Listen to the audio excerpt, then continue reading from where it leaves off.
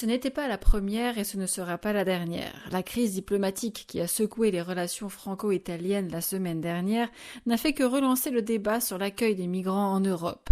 La nouvelle première ministre italienne, Giorgia Meloni, l'avait dit avant d'arriver au pouvoir.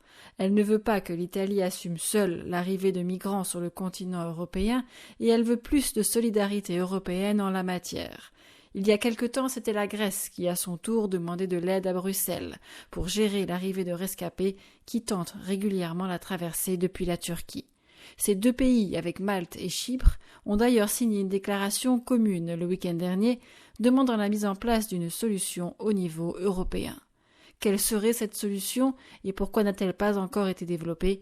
Tout simplement parce que les Européens n'arrivent pas à se mettre d'accord, explique Pascal Johannin de la Fondation Robert Schuman. Le blocage aujourd'hui, il n'est pas à Bruxelles.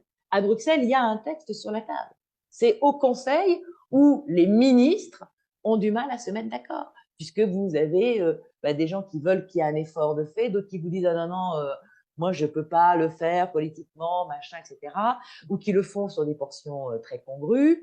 Et on a une image déplorable de la solidarité européenne.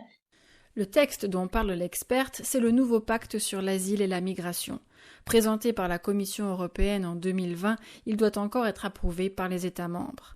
En attendant, Bruxelles ne peut proposer aux pays de première entrée en Europe que les services de l'Agence européenne de garde-côtes, Frontex, dont le rôle est régulièrement questionné. On voit également des dissensions à l'intérieur des États sur ces missions de Frontex.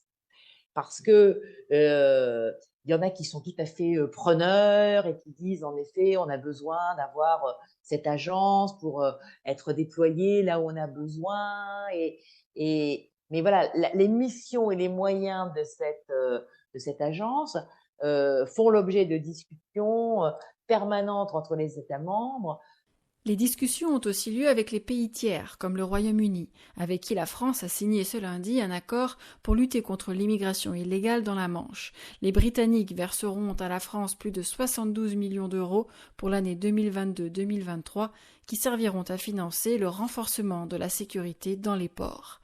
Mais là encore, c'est une réponse de court terme, du bricolage, estime Pascal Johannin. Et en effet, à chaque fois, ça fait un peu couture qu'on essaye de rapiécer parce qu'on agit dans l'urgence et que la perspective à long terme, on l'imagine, mais on la conçoit, c'est plus long à mettre en place.